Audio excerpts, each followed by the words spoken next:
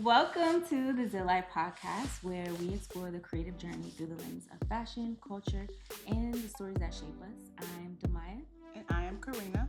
We're so happy Welcome you're back. here. Episode 2. Let's Thank go. you. So, how has your 2026 been so far? We're in January. Yeah. We're halfway through. Yeah, we're somewhat into it. It's been good so far, I guess. I'm back in Atlanta or whatever to do this, and I had to sleep with the kid, my little baby, and she sleeps a little crazy. And I have like a little crook in the back of my back that I can't seem to get out, and I was going down the thought process. I was like, okay, you can't sleep the same way you used to sleep. And I'm starting to understand the importance of a good mattress. Oh, we there? Are we at that? Good sheets. And that's the question. Because I was like, okay, I made a joke to myself. I was like, okay, auntie. I said, ooh, am I auntie? Am I auntie now? Like, am I going to be Jackiana blocking people that call me auntie? Please don't block me, girl. Please don't block me, even making that joke. But am I auntie? And it made me think, when do you reach auntie status? Like, when do you reach auntie status? Because I know when I get into my I love boots. So now when I get into my late 40s, I'll have the Mary J. Blige boots. But we've been wearing boots though, right? Like, yeah. So is auntie a state of mind? Is it always in you at all points of your life? Because I know some people right now, they aunties. That's our age. And they in their 20s. Oh. And they aunties. I feel like I always low key been like auntie. Cause like I feel like low key though, it's nothing wrong with it. I think we be nervous to age and we don't want to age out of the, we don't want to age out of the conversation. Yeah. But it's giving grown. It's giving auntie. That's anytime I hear auntie, I think of opulence and just like Okay. I love it. She smells good. She always just has her shit together. Okay. That's what I think. I think about the girl, your auntie walking in the house with a fur coat on. Yes. But like Mary J. Blige boots and like. Okay, so there is a certain like ghetto fabulousness. That's what I think about. That's when I think auntie, I think of a ghetto fabulous girl. Okay. I see that. I can see that. The orange furs. Okay. Like the meme where they got their hand in the bag. Yes. They stepping. That's what I think about when I think of auntie. And I'm like, girl, you're not at that stage. I'm like, but maybe it looks different because I can tell you right now, when you talk about being grown, I love being grown. Mm. Like the whole trend of like 2016s right now, like people are posting pictures. And I was thinking about myself in 2016, girl, I love being grown. Listen, but the crazy thing is, we grown, but we ain't got grown. Yeah. I feel like we're still babies. We just got the lowercase g grown. Yes, not big G. Not big G. Not capital G. Please. No, I'm not capital G, girl. Not yet. My gosh, I still call my mama for everything. Listen, I'm not capital G. But yeah, how's your 2026 been so far? It's been good. I mean, I think this year I was just like, I want to work on just like the perfectionism and just like really owning into that. But I feel like January is kind of moving slow. I was gonna say it's actually kind of moving slow. It is. I feel like it's 2026 kind of like creeped in. It didn't feel like, oh, I gotta get this done. I gotta da. But I will say, I feel like I like that because I feel like I can take my time. And really be intentional, even being here with our projects and everything that we are working on this year. To just really just soft girl, but also hard. soft girl, but like efficient. Yeah. Efficient soft girl. Yeah. It's all automated. This system's automated now. That auto pay coming out. Yeah. I'm not worried about that no more. Yes. It's on auto pay. Yeah. I can't say this is the first year that everything has started. I think this is the first January where I felt like it's been a good prep January. Yeah. That's what I'm feeling within these first little 2 weeks, 3 weeks, however long. It's feeling like a really good time to prep versus like past Januarys have felt so much like I'm missing out. I need to go. I need to do. This feels like a great like you know what? Let me prep. And let me get ready for the rest of the year. Love that. That's definitely what it's giving. I love that for us. Yeah, me too. Yeah. Okay, so where has your zeal been this week? So for me, I've been really thinking about the preservation of art. I've been really thinking about the preservation of the integrity of Black art. Okay. Amy Sherrill, did you see that headline around her? She's going to actually be showing at the High Museum. Ooh. Starting in May. Who's Amy, for the people that don't know? Yeah, so Amy is a fine artist, and she was really introduced truly to, at least, okay, I was introduced to Amy because some of y'all, Me too. through Michelle Obama's portrait that she did, the infamous, beautiful Michelle Obama portrait she did. A gallery of the Obamas was showing in 2022. So my girlfriend and I went and saw that portrait, and that's how I got introduced to her. It's gray skin, right? Gray, white skin, and then motif on motif, right? Yes. Okay. She has a very particular style. It's beautiful in the way that she portrays Black people in our stories. And that's how I got introduced to her. And it kind of went quiet. I know she had an exhibition that's been touring, but the headline that I saw was in relation to her coming to the High. But I have to admit, last year I didn't know there was she actually pulled her work from the Smithsonian at the National Portrait Gallery. Yes. Due to being censored. And I was like, oh. I think I saw a piece on that. It was it a transsexual piece that they tried to pull? Yes. Okay. Yes. Okay. So she has a beautiful piece. It's inspired by, and I don't want to say her name incorrectly, but I think it's Arewa Basi. Okay. Yes. And she portrayed her in the portrait, and it's beautiful. It is Trans Liberty is the name of it, I believe, and it's almost like she looks like the Statue of Liberty. Oh, okay. It's gorgeous. It's gorgeous. Okay. So I guess, of course, when she submitted, they were kind of like, everything but that one is, maybe we can show clips of it or like imply it, but we maybe not want to have that one there. And she said, oh, well, let's wrap this up then. And I love that. And I love that Black women are able, and I don't know if she's queer or not, I have no idea. Regardless, though, I love that we're within the community showing up for all of us. Yes. Trans people, queer people, we're showing up for all of us, especially somebody who has that level of visibility and that level of sort of success in her work. You need people to speak up for the other, for the underrepresented. And even the fact that she put that painting, submitted that painting, and then for them to be like, no, and she was like, well, then pull the whole show. That's a power move. That's, I love that. Getting your power. That's really getting your power. But no, it's just, when you say that, there's just so many levels of it. Because my first thought is, girl, that's FU money.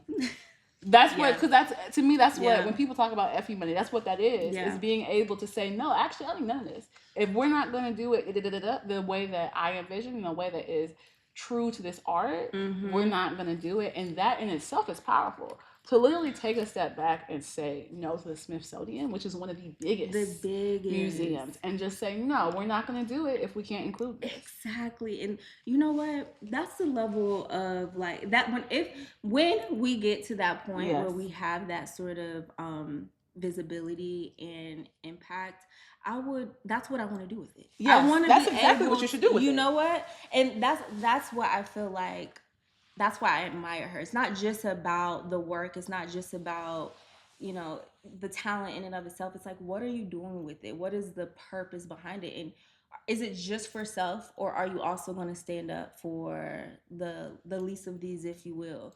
And I respect and love that she didn't shrink, and she was like, these are my boundaries, this is my standards, and this is what I'm doing. So I'm here for that. I'm here for standing up for trans rights and trans visibility and queer people. Yeah. I think within the Black community, we know, just being Black, what it's like to just be othered. Yeah. So imagine sort of that double, the other of the other, the intersectionality of that. So you can even feel isolated within your own communities. Exactly. So for her to take that stand, I think is a big deal. And so when I saw the headline, I'm like, I'm definitely going to be there at the highs, reviewing. I'm not reviewing, but looking and observing and experiencing the work that she is going to have on viewing. And even from the high standpoint, that's smart. Yes. That's smart. Okay. That's very much like being in tune, not only with like it's double-sided, right? Yeah. If we're capitalism, so it's smart to take that from a business standpoint because you're like, okay, this made headlines, I can take that. But also from the height, knowing your community, you are in Atlanta. You are in Atlanta. Whoever they got making them decisions the past couple years, they've been on it. The high is one of, if not the best museum in the South. Yeah, I agree. The high takes risk on exhibitions, and that's why they are where they are. You're correct. The curator of the high is doing an amazing job because that's what that is. It is putting your money where your mouth is. So even from her standpoint, like I said, saying no, putting your money where your mouth is. You say that you speak for this community.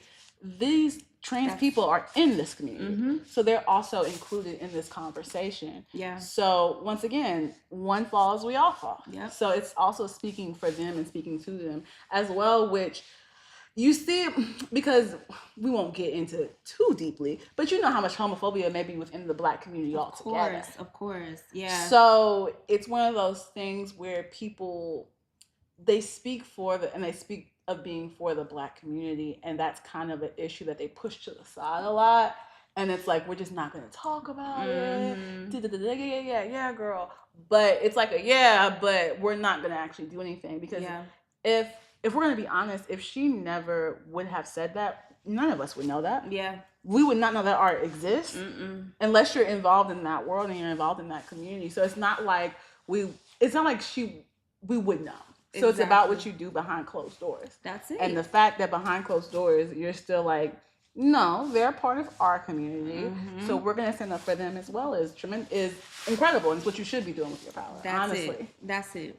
Another person that she's been doing her thing, Solange. Yes. She's definitely been doing her thing within the preservation of art in this conversation. I love that first of all, she has a residency at USC. Thornton School of Music, yes, and she has a residency there, so she's helping with the curriculum. I think she's teaching music curation there, and I love that because what I just learned is Solange actually got her GED.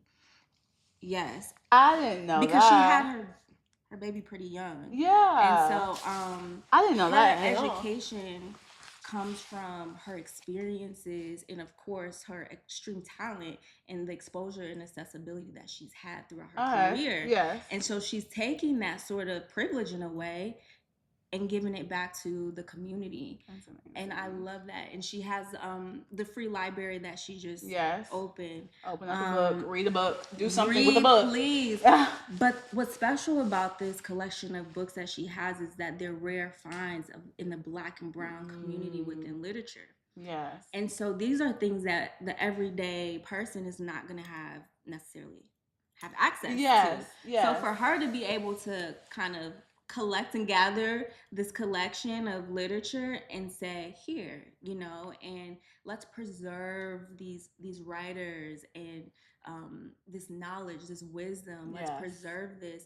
To me, that is so integral to use when we're talking about Amy, to use sort of your visibility and your privilege and your access and then extend that back to the community. Yes. Is everything. Because even when we talk about art in general, I think what we're starting to see is we're starting to see the rise of AI, right? We're starting to see that, and we're starting to see people tell you that art isn't important, which means that it is important.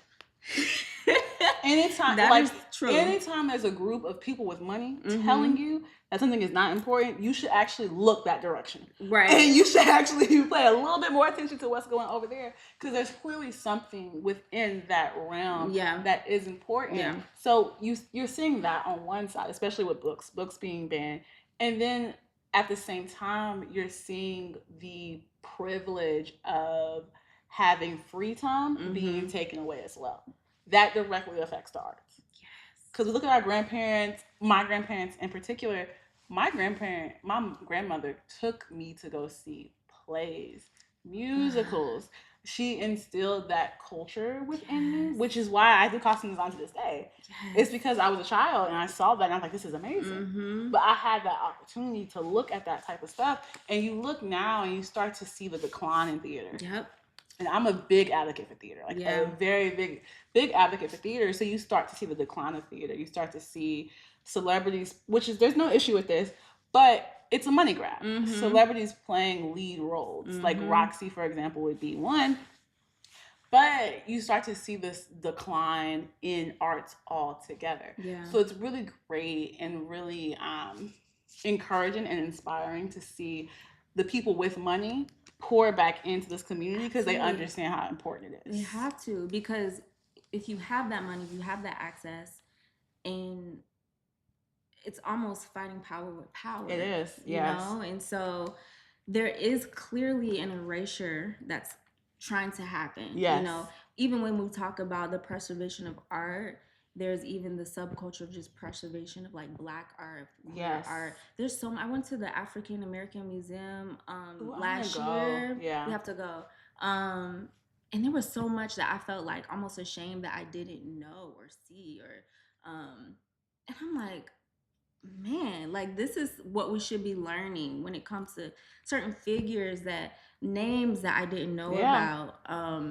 And so that kind of woke up to me like, no, it is very intentional about the things that the powers that be are trying to keep from us, keep away in our schools, the things that are being pushed to us, your point, within technology. Exactly. Like, no, we're gonna take this and we want you to do this instead. Especially when it comes to the Black world, because my reference would be like an ebony or a jet. Yeah. Right? We look at an ebony or a jet, which was showing Black fashion. Yeah. Or really showing fashion in a way that Black people would understand it. Mm-hmm. So showing fashion as Sunday best. Showing fashion in these elements, or even, I can't think of the magazine, the newspaper right now, I think it was like the Chicago Tribune. Tribune, yes. Yeah. And even that newspaper in general, because they were about preserving the Black community, they're the reason that we had the Great Migration. If we don't have the Great Migration, you don't have the Harlem Renaissance. Yeah. And if you imagine a world without the Harlem Renaissance. Listen. Woo. Imagine us today without all of that. So you need these people within the Black community that are about pushing us forward and preserving us. Because even Virgil, right? Virgil saved everything. Which is like, okay, hoarder, but but like you need the archives though. You have to have it. You have to have it. Because now your wife is able to show all like these random sketches that you had.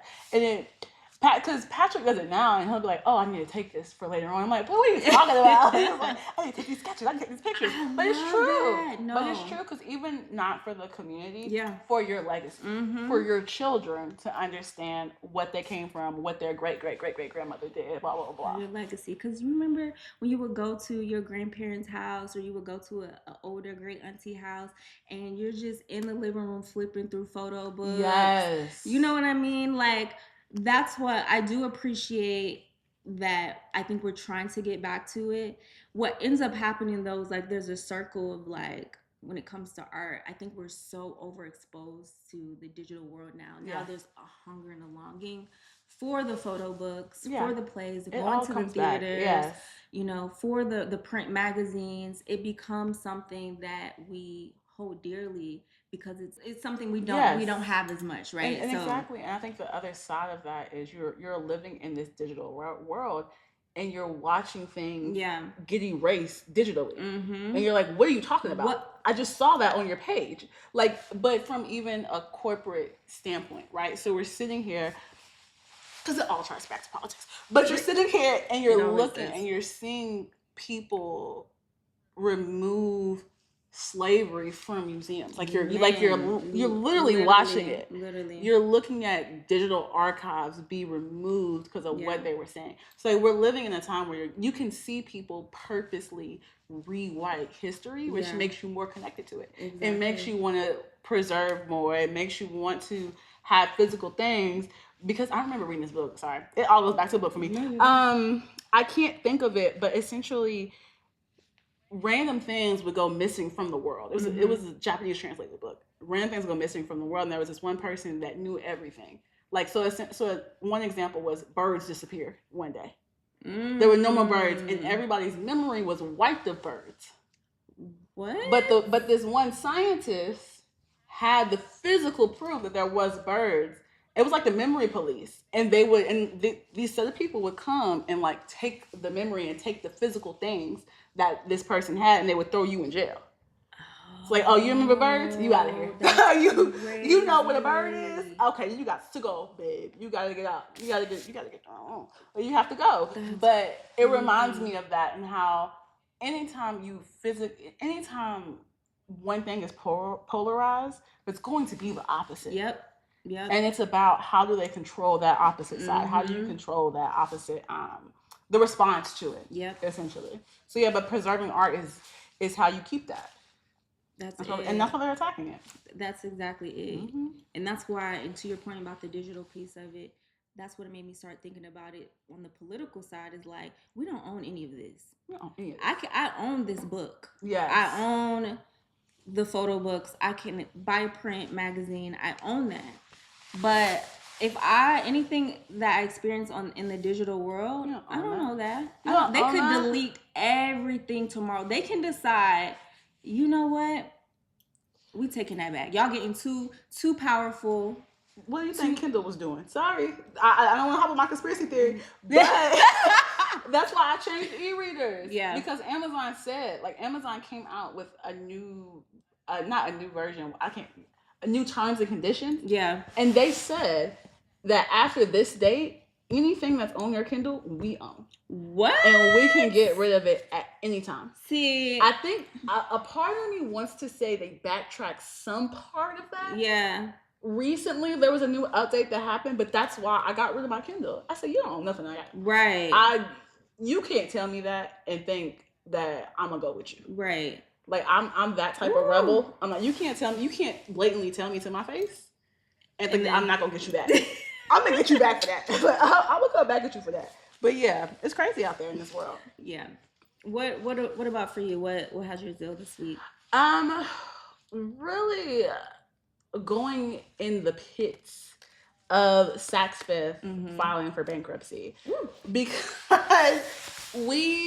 it's been, right, mind you, we're filming this in January, so it's been a conversation, but really within the last week, they announced that they were filing for bankruptcy. So just to name off some of the debts they owe, so Chanel, $136 million, Gucci, and the Carrington Group, which owns Gucci, Balenciaga, $60 million, the group that owns Jimmy Choo and Michael Kors, $33 million, oh my God. LVMH, $26 million, Christian Louboutin, $21.5 million. They owe tech like giants like Google, all of them about $96 million. So they owe a lot of money. Oh my God. Okay, so hold on. You gotta explain this. They owe so much money. Explain how do we get here? So here's the thing about fashion. We talked about this before, that fashion, you don't make your money off the clothes. Yeah. You make your money on the back end. Not saying that you can't be profitable on clothes, but it's a little bit difficult, which is why you'll see like a Victor and Rolf, and they make most of their money off the perfume. That's what a lot of people do. They make their money off their perfume. But typically in the fashion industry, there is a secret part that's being whispered at, that they make all their money. Because this doesn't make sense, right? Because even when, let's say you're a retailer, You come up to me and you say, Karina, I want that collection. I say, okay, pay me this much for it. You make a contract. You say, okay, I'll pay you this much for it. I'll pay you in net 90. Yeah. Net 60, which for those who don't know, if you're not at that part of your creative journey, what a net 60 and a net 90 means, they'll pay you 90 days after they get the product. They'll pay you 60 days after you do it. And that's how the creative industry works. Yeah. So that's why stuff like this really hits the smaller brand. Yeah. Because you're waiting for that money to come. Right. So anyway, with Saks Fifth in general, and I commend Camilla Moore, because I was doing research and she was really one of the people talking about it, is Saks Fifth in general was maintained and it was managed like real estate. And because that's how a lot of fashion brands make their money too, is real estate. Yeah. So essentially, just to explain the Saks thing is, so Saks bought Neiman Marcus. Mm-hmm. And when they bought them, it was sold as this whole fantasy. We're gonna get together, it'll be great. But Neiman Marcus had all of this debt, which that's what some of this comes from. Okay. Some of this comes from Neiman Marcus. Okay. Which but you're thinking that Saks Fifth can pick that up. Yeah. But when's the last time you've been to a retailer? Ooh. When's the last? Yeah. We're going back now. Now you may be going back, but come on. Right. Is it enough for us to really make our money back? So they're taking on all of this debt. So anyway, after that Saks merger, the person that owns Saks right now is called Richard Baker, and he's done this to Lord & Taylor. Mm-hmm. I think he's also done it to Hudson Bay, which are two other big retailers. So essentially, you buy the retail, the retail place, you sell the flagship. Okay. Sell the flagship store.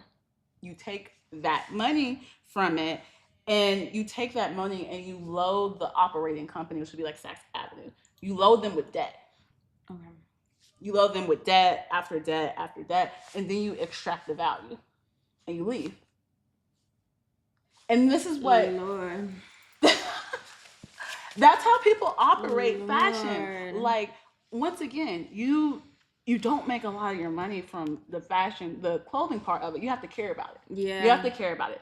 People don't care about it. They're just trying to make their money. So that's why we're saying that it's more of a real estate play than anything. Yeah, because it sounds like another way. It sounds like a trading, another marketplace for trading. That's exactly what it sounds like. That's exactly what it sounds like, and that's what it is. And it essentially led Saks Fifth to the pits. Ooh. So now they're just in all this debt, trying to recover, and that's why you file for Chapter 11. Because I'm pretty sure with Chapter 11, you don't necessarily have to pay it all back. Right. So then now where do we go from here? Because if this happens with Saks, I'm curious to know what that looks like with other retailers. Yeah. And then also how do we recoup? I think that's the privilege that Saks has. Yeah. Is they have this legacy behind them. So the Saks name will forever mean something. You're going through whatever you're going through. Okay, girl, that's cool. But the Saks name will always hold some type of weight. So a designer will always buy into that. So they're not going anywhere. Yeah. They're not Lord & Taylor, right? You think of a Lord & Taylor. Lord & Taylor is more of an older brand. Yeah. Right? You think of a Barney's, you think of new. You think of Saks, you think of new. You think of modern. So they're always going to have a place in the world, but it's like you don't know that they'll flip it. They'll find a way to flip it. Yeah. They'll find a way to I think that's what the industry is looking at right now is what are they going to do? Mm-hmm. Because I don't know how you trust them afterwards as a designer, because I remember that was one thing they preached about is you need to be very, very careful when you sign on to retailers. Because they will not pay you. Yeah. And now you'll just be sitting there. Because it seems like a lot of brands are going direct to consumer at this point. They are. Yeah. And it makes me wonder with these brands, with these large retailers, so how do you... So we know the business side. We understand that now.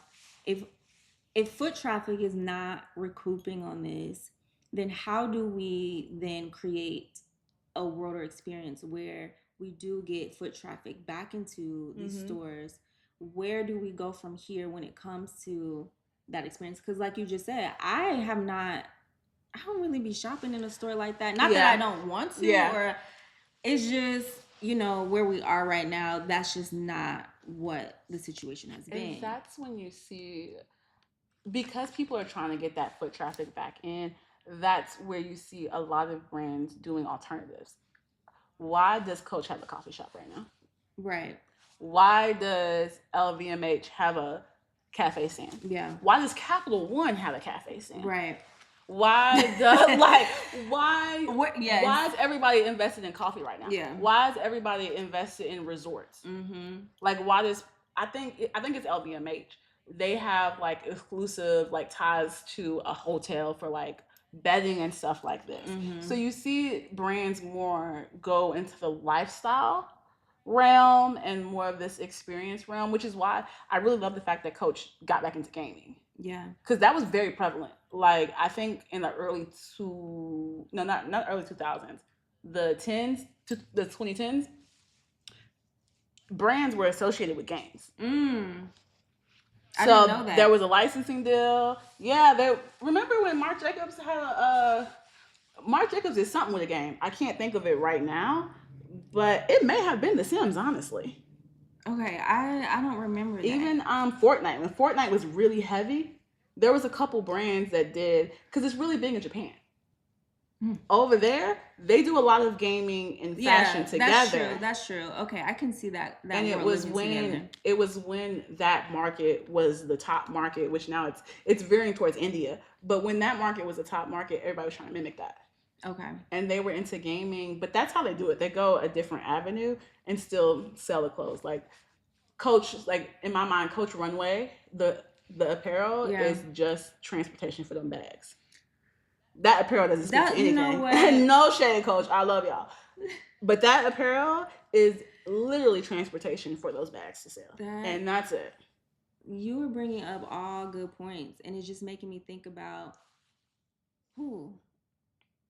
it really makes me think about how these brands are literally like grasping for straws. Like they're grasping because I guess in the way they're branding it is like the expansion of the luxury experience, like expanding into these different markets. Mm-hmm. And I think that's interesting to me because I'm like, to your point around getting foot traffic in and coffee shops and all of these things, I'm like, and also what you said earlier about essentially them not really caring too much about the consumer, so to speak. They just want they just want the profit. They want you to swipe that card. They want as many times as possible. So, because when I think about that, because I know you had mentioned that really who takes the brunt of this are the smaller brands. Yes. It's the smaller brands that take the brunt of this. You're not really caring about the communities. You're not really caring about your consumer for real. Yes. Because my thought process would be that's where you would recoup. That's where you would, if you really started to lean into that when it comes to the retail experience. The way I kind of see it, I'm like, I could really see them leaning into more of a boutique experience in the retail stores and offering like a co-opted ultra luxury experience for the consumer. Because like you said earlier, to me, it's all about politics. And I think when it comes to luxury brands, it's seeming more like that gap is getting further and further apart. Mm-hmm. And so when I think about like, well, how do you resolve for that? It's like, well, the middle class who are no longer really going into these stores and buying these high ticketed price items, how do we keep them? Yeah. We keep them by creating experiences, really leaning into, this is what I'm thinking. Yeah. Leaning into more of a community-based activations in the stores, or creating an ultra luxury experience, like a boutique experience for them. Yes. How do we lean into resell? Yes. How do we? And you're right on point. You're right on point. Because last point, because this is what you're saying brands are doing. Okay. So it was I'm trying to think of what happened. This election happened. And I'm not like, I hate to keep bringing it back here, But with the election happening, now you have instability within the economy. Yeah. And whether it's there or not, people debate it. Your consumer thinks it's there. And that's all that matters. There it is. All that matters is it's the person. Psychological. I'm not swiping that card if I know we're in a recession. So I say that because that's what we were starting to see. Yeah. In 2018, not 2018, past this, I can't think of my dates right now, but you see Nordstrom, for example. There's a Nordstrom in California that is only appointment only. You can't walk through that door if you do not have an appointment with somebody. Okay. So we're creating those experiences. Yeah. You look at a Lululemon who has yoga in their stores. Yeah. They have these experiences. The issue is when we go back to art, can your consumer afford the experience now? And not even money-wise, mentally, can they afford the experience? Mm-hmm. Do they have the time to go now? Which is why I think it's just so stupid, because I'm like, people need to have free time. People need to have hobbies for this economy to thrive. Mm-hmm. And fashion clothes is one of those hobbies. Mm-hmm. And you need to have it for the economy to thrive. And are people buying clothes like that for real now? With the resale, not clothes, but in terms new clothes, with vintage becoming more. Yeah, that's true. We were just talking about preservation of art. Don't even get me started on why clothes are worse now and why everybody's doing vintage. That would be a whole 45 minutes of me rambling because clothes are completely different than they are now, which is why. One of the reasons people are into vintage now. Vintage clothing versus fast fashion clothing, two different things. And even the vintage fast fashion clothing is of better quality than today's fast fashion. Yeah, it feels like it almost flipped itself on its head where the flex is not so much now in my world, in my experience of going out to be able to afford that designer thing. It could be the designer thing, but the vintage designer thing, or just a piece that no one is going to have because it is vintage, even if it's not designer. To me, one of one. If it's one of one, I love a statement piece, designer or not. If I find something vintage or if it's being resold, I'm going to get it because it's one of one. Yeah. So I'm wondering too, with that psychology in mind, how do brands then kind of, profit on that? Yeah. How do they capitalize on that sort of market? And even within that conversation, I know that's a big thing for you, sustainability. Mm-hmm. And I do see a lot of conversation around brands, pulling in sustainability. I've seen even Zara, I think they have sort of a program now with because it depends on everybody's matrix. Yeah. Because you can fit matrix. So it depends, but yes, Zara is doing yes. Yeah. Yes. Yeah. They are to round us out. Mm-hmm. When it comes to Saks Fifth, when I say the designers are the ones that are harmed, are because, and why Saks Fifth will always be around, is the privilege of that legacy. Yeah. The privilege of that is what some designers are after, because I may be smaller. So where am I getting that foot traffic? If you're a person like me, you're scouring the internet for new people. You're looking, you're going to the pits of the internet to find designers that you like. Yeah. If you're an average person, you are not. Yeah. You're walking into a Saks because at least you have the money. So, so if I'm a designer and I'm going to Saks or I'm going to an Essence, which they did the same thing, but that's the point. If I'm going to an Essence, I know that customer. As a designer, if that's my customer, you already have the foot traffic. I don't have it yet, because that's what I was using Essence for a very long time. I was going there to find designers, and then I would go to them, to the designer, and see what you have, because also when you look at retail, there's exclusive colorways that you won't get. That I'll never give Saks. You have to buy it directly from me. Yeah. So it's all the fashion industry. I love that. It's so complex and it's so interesting. But I love that because it's all about privilege. It's about privilege. You have the education to give that education back to, and that's why we're here. Yes, that's why we're here. That's why we're here. And to the point on privilege, I want to know from you, do you think and do you believe that success is more so about talent and hard work versus privilege and advantages? And this question was inspired by the book Outliers by Malcolm Gladwell. And that is very interesting to me because some people have different perspectives on it. So yeah, for you, do you believe success is about talent and hard work, or is it more so about privilege and the advantages that you have? I think that's such a hard question, and it's a hard question because I'm going to do a cop out. You need both. Yeah. I'm copping out. You need both. Like you actually need both. Yeah. I think that privilege and advantage gets you in the door.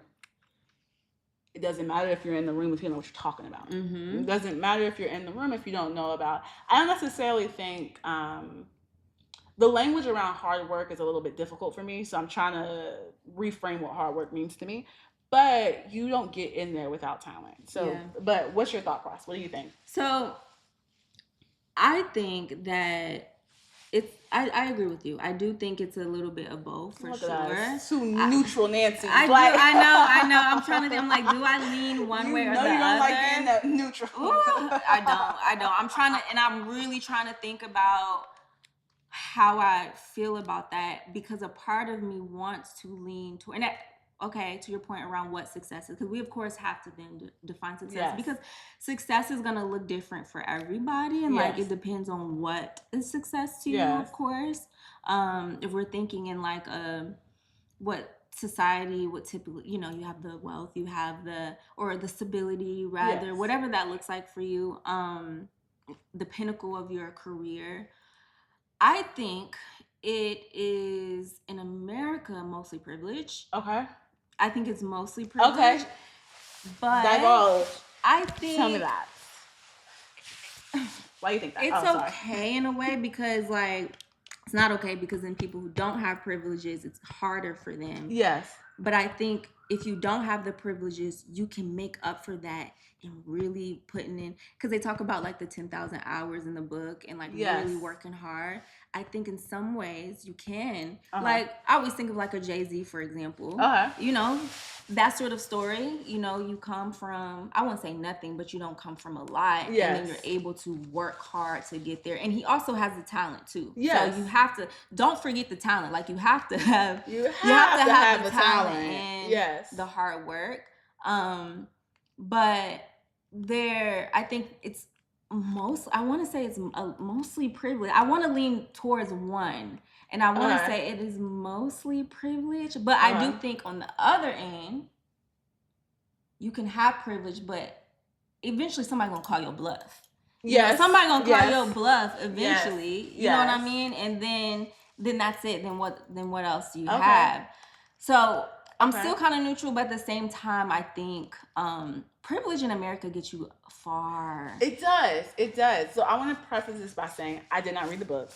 Maya wrote the book. But those are the main. So my thought with that is, and I think one of the reasons that I mentally have to say neutral is, so what do you say to somebody that does not have the privilege?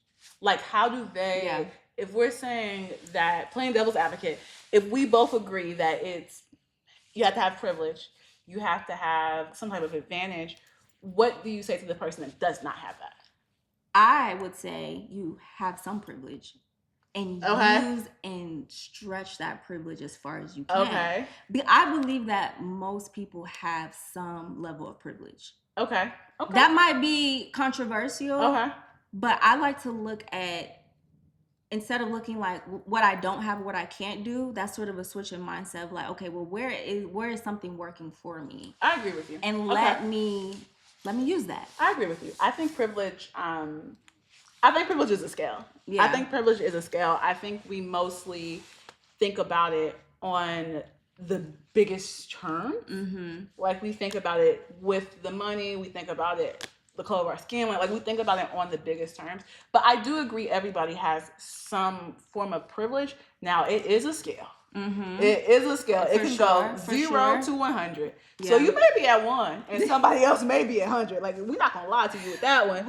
That is the truth, but it's what can you do with that 1%, especially as a creative. Ooh, so because my question to you is, what do you think would be the privileges you have? I would say the privileges I've had, like growing up, so I had disadvantages, social economic disadvantages. But one thing that my mom, not one thing, she did a lot of things, but one of the things that she did really well was she was very adamant about the environment we were in, because we lived in some pretty crazy neighborhoods, some bad neighborhoods. But like, for example, she wouldn't let us go outside when we lived in those neighborhoods. That was like a rule for her: do not step outside. Yeah, so you get in this house and you close that door. Exactly. And that's it. But we would go, she would make sure we could go and attend schools that were maybe PWI or have more diversity. So I had a lot of that exposure. Yes. And that allowed me to see like how it allowed me to be in rooms or spaces in classrooms where my peers were, they had the privilege. Like I was in a lot of classes with white people, right? Yes. And so in that, I had an exposure of a diverse background, but it also allowed me to kind of see, and I want to be careful because I don't want to say like other schools, but I'm going to be honest, like especially here in Atlanta, like the educational systems in certain communities, they're not getting the resources that they need. Yes. So if I'm in these schools, I'm having the resources that I need, and I'm able to exercise my ability in terms of like being able to write really well. I had teachers were getting paid okay, and they were able to like spend time with me. They care.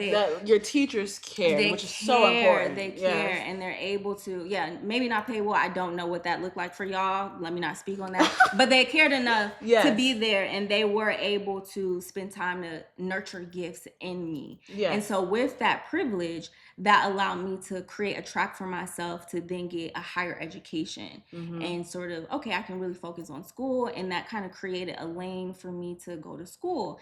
And because I had that exposure, we talked about this before in a previous episode, I was able to learn how to navigate the politics around being around other races and experiencing other cultures because I grew up with them. Yeah. So I was able to understand how to put a good face on it, how to be, you know what I mean?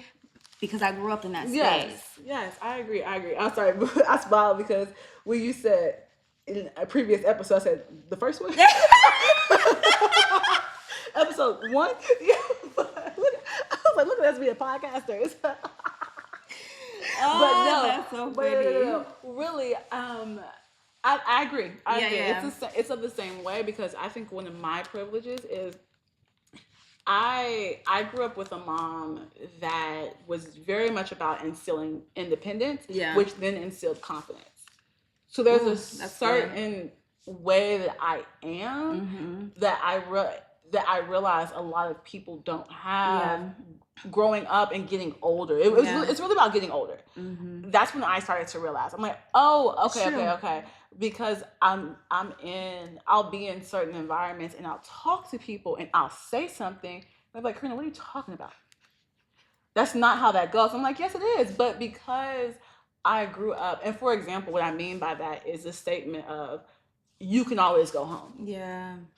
My mom was always very much you try what you want to try. That's important. You do what you want to do. And even if she did not agree with me, and there were moments where she did not agree with me, and she was like, girl, I would not do that. And I would go and I would do it. And I would fail horribly. Yeah. I would fall on my butt. And I would go back home. My mom wouldn't say I told you so. I didn't get a story. I didn't get a She just said, okay, well, what you gonna do next? Wow. And I was like, I don't know. I guess I need to figure it out. But my mom that's one of the privileges that I had growing up is my mom gave me a lot of space to figure out who I was at a very early age. You don't realize how much of a privilege that is until you, like you said, you start meeting other people and they're like, oh, well, I'm doing this because my parents. Yes. Like, huh? Yes, you don't understand that, and you don't. I take it for granted. Yeah. And I didn't realize that was a privilege, but I'm able to like because I am so confident, I'm able to be in certain rooms and get no's. Yeah. I'm able to go in certain rooms and have everybody say, that doesn't make any sense. And I'm like, I don't care. Right. It makes sense to me. Because to be quite frank, if my mother's not going to tell me no, what makes you think I'm going to let you tell me no? It's going to tell me something. Exactly. Like, what are we talking about? And it really, growing up with my mom being like that, I look at my grandmother, and my grandmother, may she rest in peace, was very much the same way. And she was like, well, if you want to do it, just go try. Yeah. And I would go try, and then I would fail or I would succeed, and they would come back, and it would just be like, oh, okay, that's great. That they gave you the gift of trusting yourself. Yes. And the ability to learn and understand and learn your own lessons, you know, trusting yourself. And I look back, and I'm like, I remember being, going to SCAD, working at Nordstrom, trying to work my way through school, and I had an older coworker. One of the best compliments, besides when you told me I was feeling lighter. One day, this is a side note, I'm kind of a heavy person, or I had a heavier energy around me, and I remember realizing that and kind of switching it. And a couple weeks after I switched it, or after I was actively trying to be more lighter towards the world, you were like, Karina, you feel lighter today. I was like, but anyway, we were having this conversation, and she told me, she was like, you seem so sure of yourself. Ooh, and I was like in my early 20s, 22. Yeah. And she was like, you just seem so sure of yourself, and you just seem like you know yourself so well. And at that point, I was like, I don't know anything about myself. Yeah. But when she said it, she was like, it took me until I was like in my 40s to understand that and to know myself. And I was like, oh, it's because of the childhood I had. Yes. And that privilege that I had to be able to do that. So when we talk about hard work versus talent and advantages versus privilege, the part of me that doesn't want to pick privileges and advantages is because it's so broad, and I don't want people to think that you have to have an advantage to get ahead in life. Yeah. Because you do, but it's a scale. Yeah. And hard work matters. Hard work in terms of hard work towards the right direction matters. Not being busy to be busy. Not doing work because these people told you should do work. Like, literally understanding your talent and the hard work you need to put into your talent to get to the next step. Absolutely. And I think the reason why I was leaning into privileges, because I'm like, as a Black queer person, you see so much. It's hard sometimes to see so much of like where the limits could be. Where the limits could be if you allow them to be. Okay. So it definitely requires a mindset shift. And also, we have the president that we have. Yeah. If that ain't privilege, I don't know what is. You know what I'm saying? Like, the man is president. Like, he did that with privilege. You know what I'm saying? Use every privilege that you know what I'm saying? So I think if he can do it, you should too. Yeah, you should be able to. Even if it's just like you said, that little 1%. How can you stretch it? Stretch that 1%. How can you stretch it? Okay, so what are our footnotes for today? My footnote is going to be, as a creative, you need to use your advantage/privilege to get you in the door, and after you get into the room, apply your talent, apply the hard work to your talent to sustain it. I like that. What about you? Mine would be the same. Okay. I'm just kidding. Okay. But it is the same. It is the same. But yes. And to our point earlier about if you feel like you don't have, you do. Find that 1%. Yes. Be resourceful, get creative, and stretch that 1% out. Yes. Stretch that privilege. Stretch it. Because you got it. Yeah. Figure out what it is. Yeah. All right.